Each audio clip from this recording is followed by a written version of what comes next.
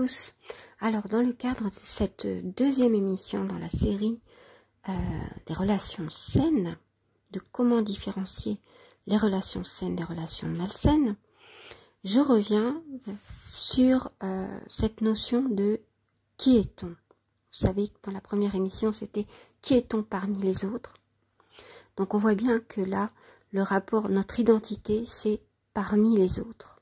C'est-à-dire qu'on est ce qu'on est avec les autres et non pas contre eux, évidemment. Ce qui serait justement dans une relation plutôt perverse, ou en tout cas une relation de rapport de force. Alors, qui est-on parmi les autres? Ça veut dire quelle place on prend aussi avec eux. Et donc, dans cette émission sur comment différencier les relations saines des relations malsaines, je vais beaucoup parler de vous aussi et de ce que vous émettez.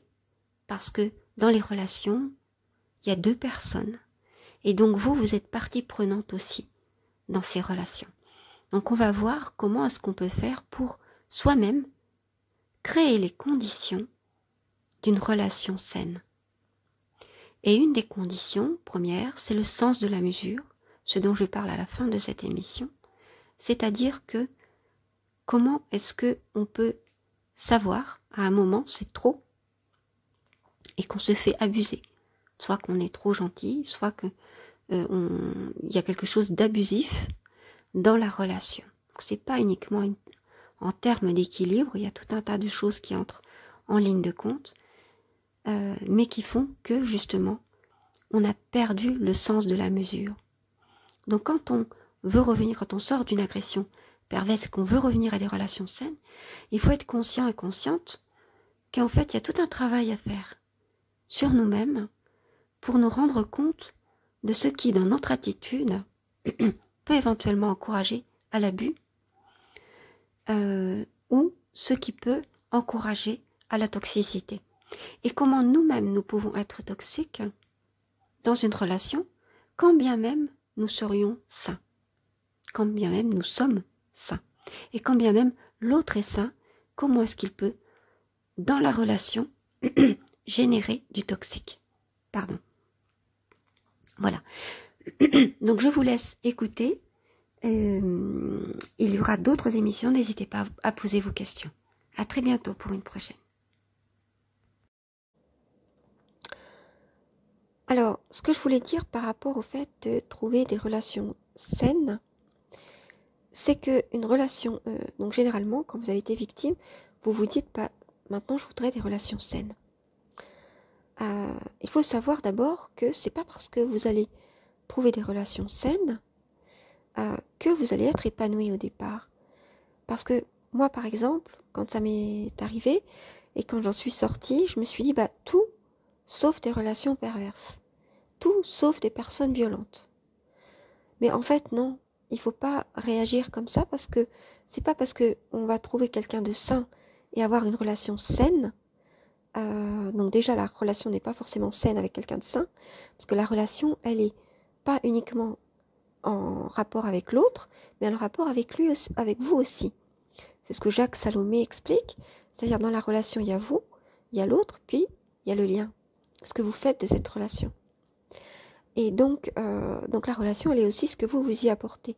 Et si vous avez toujours été habitué, par exemple, à de la dépendance ou à des relations perverses, vous allez sans vous rendre compte, parce que vous ne connaissez que ça, agir ou réagir. En tout cas, tout va se passer comme si vous ne saviez pas faire autrement que de créer une relation malsaine. Voilà, quand bien même vous êtes sain, l'autre est sain, mais vous ne savez pas faire autrement. C'est-à-dire que vous allez tout faire sans vous en rendre compte pour tomber dans la dépendance ou pour que l'autre tombe dans la dépendance, parce que pour vous, c'est ça l'amour. Ou parce qu'on vous a toujours dit, bah, l'amour c'est ça, c'est être dépendant, c'est être accro à l'autre, c'est être... voilà, c'est ça en fait, ou être jaloux, donc voilà. Ou alors c'est... l'amour c'est forcément avoir mal.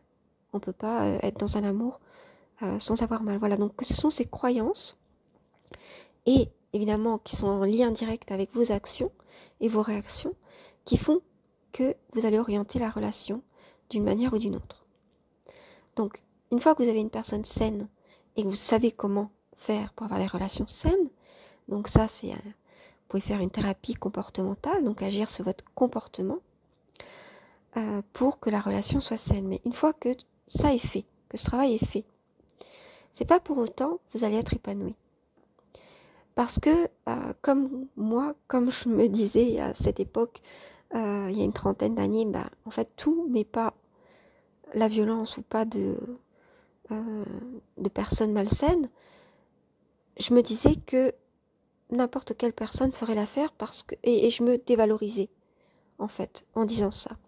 Alors qu'en fait, l'important, c'est pas que vous trouviez seulement quelqu'un de sain et vous allez tout accepter pour vous que l'autre soit sain, c'est-à-dire que n'importe qui fera l'affaire. Non, il faut que vous trouviez quelqu'un qui vous corresponde. Parce que ça, c'est vous respecter.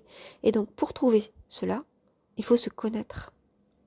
Or, et ça c'est un autre aspect, une fois que vous allez mieux, que vous êtes sorti de ces relations, c'est pas uniquement savoir identifier, donc je répète, tous les étapes pour guérir, tous les critères pour guérir, c'est pas uniquement savoir identifier la perversion et le comportement pervers et les personnes perverses, c'est pas uniquement avoir travaillé sur le comportement pour éviter de nouveau de renouer une relation qui va être perverse de notre fait, même si on ne le veut pas, ça sera plus fort que nous parce qu'on ne connaît rien d'autre, donc il faut travailler sur le comportement. Mais c'est aussi se connaître. Voilà. Avoir cette connaissance de soi. Et on croit se connaître, mais on a simplement été étiqueté par les autres, qui étaient bien souvent des personnes perverses dans notre entourage. Donc il faut sortir de cet étiquetage et pouvoir avoir le courage d'être soi. Donc ça c'est encore le titre d'un livre de Jacques Salomé, le courage d'être soi, et donc de savoir qui on est, et de se découvrir, comme dirait Mary Douglas, une anthropologue qui est décédée maintenant, et dans une petite partie à la fin du livre qui s'appelle « Comment pensent les institutions », il y a une petite partie sur la découverte de soi, et je préfère ce terme de la découverte de soi plutôt que donc Mary Douglas, c'est une anglo-saxonne, donc c'est Mary M-A-R-Y. Et donc je préfère ce terme de découverte de soi plutôt que connaissance de soi, parce qu'on se connaît jamais à fond, et en plus on se découvre. Et ça c'est parce que je me mets en faux, je me pose en faux contre la connaissance de soi qui serait en rapport avec la construction de soi. Vous savez, on vous dit souvent, maintenant il faut se reconstruire. Pour moi, on ne se reconstruit pas, on se construit déjà. Parce qu'on n'a pas été construit. Surtout quand on a eu des parents pervers, ou alors un des parents pervers, ou qu'on a été dans un environnement pervers. Donc on n'a pas à se reconstruire, puisqu'on avait peut-être été construit, mais mal construit. On était construit un petit peu à l'arrache, quoi.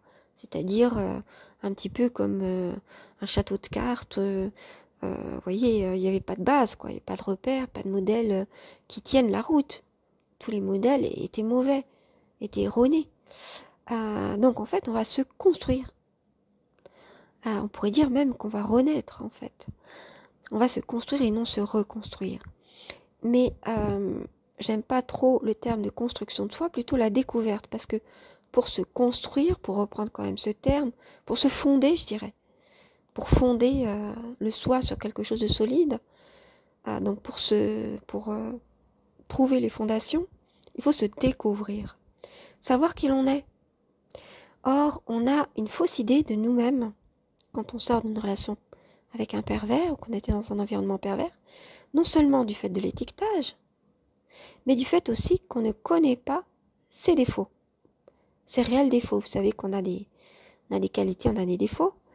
Eh bien, non seulement les personnes perverses ont, vous ont étiqueté avec des défauts qui sont faux, qui sont pas vrais, c'est-à-dire que ça peut être des qualités retournées en défauts, alors que ce sont pas du tout des défauts, mais ils vous ont étiqueté comme ça.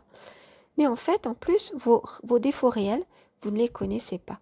Vous ne pourrez les connaître que quand vous serez en face de vous-même et avec des personnes saines, pas forcément dans une relation amoureuse, de couple, mais dans toutes les autres relations que vous allez nouer avec les personnes, c'est là que vous allez vous découvrir tel que vous êtes vraiment. Et peut-être que vous allez voir certains défauts, peut-être de la jalousie, peut-être que, je sais pas moi, peut-être que vous êtes pingre, peut-être que vous êtes, je sais pas, on pourrait trouver d'autres choses comme ça, que vous n'avez pas pu voir en vous-même, parce que toute cette connaissance de soi, toute cette connaissance, vous n'y avez pas accès, cette découverte de vous-même, parce que tout était pris par tout un tas d'autres choses, que à cause des relations perverses que vous avez nouées, vous aviez par exemple peut-être peu de temps, tout était pris par les contraintes pour pouvoir faire plaisir aux autres, etc. Et donc vous étiez dans une sorte d'illusion de vous dire ben moi je suis très bien, je suis quelqu'un de bien, etc. parce que je suis pas perverse ou je suis pas pervers. Alors en fait vous êtes certainement quelqu'un de très bien et il faut au contraire regarder ce qui est bon en vous et enlever tout cet étiquetage. Vous méritez tout ce qui est bon, mais vous pourrez enfin vous découvrir aussi tel que vous êtes. Et il y a très certainement des points noirs que vous ne pouviez pas voir et qu'il va falloir regarder en face. Voilà. Vous êtes peut-être quelqu'un de bien, très certainement, très certainement. Mais il faut aussi découvrir et regarder en face tous ces points noirs qu'on ne pouvait pas voir. De fait que toute la place était prise par des préoccupations autres. Voilà. Et puis parce que on était peut-être mal dans sa peau, on se sentait tout le temps coupable. Dieu sait si les pervers et les perverses ou les relations perverses nous font culpabiliser. Et donc toute cette place était prise par ces préoccupations, le fait de penser constamment, d'être dans, comment dire, une pensée constante à mince, je connais pas je trouve pas le mot. Le fait de penser constamment, oui, avoir des pensées qui tournent en rond comme ça, et ça nous empêchait de nous regarder en face. Voilà. Donc une relation saine, une fois qu'on a trouvé toute, voilà, compris la connaissance de soi, qu'on a passé toutes ces étapes, eh ben on s'épanouira pas forcément, parce que une fois qu'on se connaît bien, ben, il faut pouvoir trouver la personne qui va être avec qui on va être bien. Donc c'est pas forcément une personne complémentaire ou une personne, on va dire, jumelle, c'est-à-dire qui est tout pareil que nous, mais c'est un peu des deux et autre chose de supplémentaire, c'est-à-dire à la fois quelqu'un qui va nous ressembler sur certains points, à la fois quelqu'un qui va être complémentaire sur d'autres points, donc qui sera par exemple d'avis contraires ou qui aura des façons de faire différentes de nous, ou des façons d'être ou des opinions, etc. ou des goûts complémentaires aux nôtres. Mais il y aura aussi autre chose qui ne sera ni complémentaire ni pareil, et qui fait que voilà, l'autre est l'autre, vous êtes vous, et donc il y a cette relation unique qui va se forger, et peut-être qu'avec d'autres personnes vous vous comporteriez différemment, ou il y aurait d'autres choses qui seraient développées, voilà. Et ça c'est ce qui fait que vous êtes vous, que l'autre est l'autre, et donc que cette relation va être unique, et vous allez pouvoir la développer. Et dans cette relation, eh bien en fait, vous n'allez pas forcément être épanoui. Parce que c'est pas parce que l'autre est sain que vous êtes sain, et que la relation est donc saine, que vous l'entretenez de manière saine. Parce que ce qui est important, un ingrédient important, c'est qu'il va falloir penser aussi à vous. C'est-à-dire, quels sont vos besoins, quels sont vos désirs, et quel est votre projet de vie. Qu'est-ce que vous voulez dans l'avenir? Qu'est-ce que vous voulez être? Et que cette personne, de par sa spécificité, du fait qu'il est lui, et que vous êtes vous, eh ben ça va pouvoir, comment dire, se matcher, et ça va faire que vous allez pouvoir inventer quelque chose. Voilà. Parce que c'est lui, parce que c'est vous. Donc il faut absolument, c'est par cette découverte de vous-même, que vous allez pouvoir vous connaître vos besoins, connaître vos goûts, vos désirs et votre projet de vie. Qu'est-ce que j'ai envie de faire et qui j'ai envie d'être? Et c'est là que l'autre fera écho par exemple, avec telle personne, vous savez que vous allez pouvoir développer ce que vous avez envie d'être ou un projet de vie que vous ne pourrez pas développer avec tel autre parce qu'elle sera fermée, par exemple, à cette façon de penser ou ce genre de choses. Donc, avec l'autre, avec ce partenaire potentiel, c'est aussi votre avenir que vous allez choisir. Voilà, donc vous l'avez compris, il ne suffit pas qu'une autre personne soit saine pour que ça fonctionne. Parce que vous valez beaucoup mieux. Vous valez de pouvoir vous épanouir dans une relation.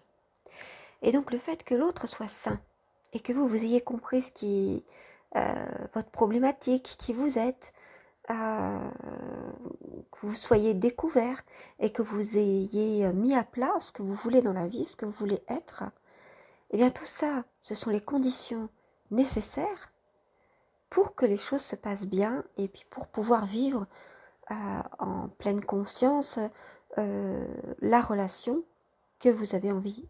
C'est-à-dire le fait d'être prêt ou prête. Voilà, ce sont les conditions pour être prêt ou prête à être en relation avec toute chose et pas seulement avec quelqu'un de manière amoureuse, mais c'est aussi, vous allez voir que ça va changer plein de choses dans votre vie, c'est-à-dire que lorsque vous arrivez à cet état d'être, vous êtes prêt ou prête, mais prêt ou prête à vivre plein de choses en fait, et tous vos rapports avec l'environnement, tous les rapports avec l'environnement va être changé, c'est-à-dire votre rapport aux choses, votre rapport au travail, votre rapport à l'autre, votre rapport à vous-même, votre rapport au monde extérieur. Voilà, en fait, votre rapport au spirituel certainement. Donc en fait, tout ça va pouvoir, comme si vous étiez un bébé, que vous recommenciez tout, vous allez reprendre en main les choses, plutôt qu'être passif et puis vous dire mais quel va être mon avenir, qu'est-ce que je vais faire finalement, qu'est-ce qui va se passer, comme si vous n'aviez pas de prise en fait sur les événements. En fait, vous avez quand même une prise, sans vouloir être non plus comment dire, un surhomme ou une superwoman, en fait, et puis être à l'égal de Dieu et se dire qu'on décide tout, qu'on contrôle tout, etc. Pas du tout. Mais vous allez pouvoir trouver votre place dans ce monde avec une vision de vous-même qui est à juste mesure. La juste mesure, c'est-à-dire, vous vous êtes découvert, vous avez découvert ce que vous êtes profondément, et puis c'est à vous maintenant de devenir ce que vous voulez être. Voilà, vous avez découvert ce que vous pouvez changer en vous et ce que vous ne pouvez pas changer, ce qui fait que, comme il y a des choses, il y a une partie en nous que l'on peut changer, sur laquelle on peut être énergique, quand ce sont par exemple des mauvaises habitudes que l'on a. Si par exemple on a pris trop de poids, voilà, on veut changer des choses, ok. Et puis il y a des choses qu'on ne pourra pas changer. Et donc il faut les laisser aller et lâcher prise au fil de l'eau. Poursuivre, comment dire, moi qui suis croyante, je vous dirais poursuivre la volonté de la source divine qu'on appelle Dieu, ou voilà ce que vous avez à vivre, ce que vous avez à faire. Donc voilà, regardez, vous allez arriver à ce moment-là à regarder avec, comment dire, bienveillance, acceptation et même joie ce que vous avez à vivre, le moyen de réaliser votre plein potentiel et même de réaliser ce que vous devez être. Voilà, puisque vous avez trouvé, vous savez que vous avez une partie, c'est votre libre arbitre, ce sont vos choix. Et puis il y a une partie, il y a des choses qu'il faudra accepter, par exemple, comme dans la vie, il y a des choses qu'il faut accepter, le deuil de certaines choses. Bon, il faut les accepter, on ne peut pas changer ces choses. Donc voilà. Donc en fait, quand vous arrivez à ce moment-là, vous êtes prêt ou prête à vivre vraiment, quoi. À pas seulement exister, à vivre vraiment, les yeux ouverts, en pleine conscience. Et donc, à ce moment-là, vous êtes prête à donner à l'autre. Et jusque-là, soit vous aviez trop donné, c'est-à-dire que vous n'aviez pas le sens de la mesure Si vous vous êtes fait abuser, c'est que vous n'aviez pas le sens de la mesure. Parce que si vous l'aviez, et le sens du discernement pour voir ce qui est sain, ce qui n'est pas sain, eh bien vous ne vous seriez pas fait abuser, ou alors même de manière répétitive. Donc ça n'est pas votre faute, ça dépend de beaucoup de choses en rapport avec l'enfance, ce que vous avez vécu. Mais à présent que vous avez compris et que vous êtes passé après toutes ces étapes, eh bien vous allez pouvoir retrouver ce sens de la mesure et ce sens du discernement. Voilà, donc voilà ce qui se passe quand on retrouve des relations saines après avoir été immergé, je dirais, la tête sous l'eau en fait, dans un environnement pervers ou avec des relations perverses. Voilà, cette émission est terminée. Je vous remercie de l'avoir écoutée. Je vous dis à très bientôt pour une prochaine. N'hésitez pas à poser vos questions. Mettez un petit pouce levé si ça vous a plu pour m'encourager dans mes efforts. Et je vous dis à très bientôt pour une prochaine. Mais surtout, prenez soin de vous.